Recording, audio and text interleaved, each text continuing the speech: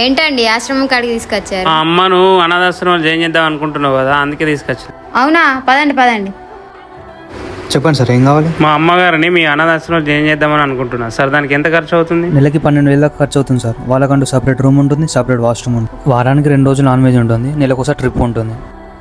అవునే, ఏమంటావు? 2000 ఎక్కువైనా పర్లేదు కానీ తొందరగా జాయిన్ చేయండి. మీ అమ్మ ముందు ఇంట్లో నుంచి వెళ్ళిపోవాలి. మీ ప్యాకేజ్ బాగుంది సార్, కానీ నాది ఒక కండిషన్. ఏంటి సార్ అది? మా అమ్మ కన్నా ముందు మా భార్యను ఒక 1 వీక్ ఉంచుతా అండి. ఏమండి? ఏంటండి? ఏమండి? నేను ఆశ్రమంలో ఉండడం ఏంటండి? ఒక 1 వీక్ కూడా ఉండలేవా? నేను ఉండలేను. పోనీ మీ అమ్మ వాళ్ళు ఏ ఆశ్రమం ఉన్నారో చెప్పు, అక్కడికే నేను తీసుకుపోతా. ఆశ్రమంలో ఉండాల్సిన కర్మ మా అమ్మకేంటి? మా అన్నయ్యలతో దర్జాగా ఉంది.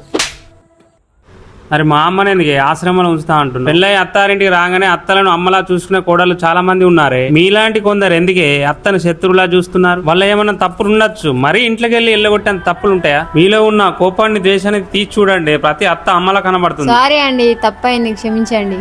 సరే పద. ప్రతి కోడలు అత్తను అమ్మలా చూసుకుంటే ఏ తల్లి అనాథ కాలేదు. ఈ వీడియో కనుక మీకు నచ్చినట్లయితే ఐ లవ్ యూ అమ్మ అని కామెంట్ చేయండి.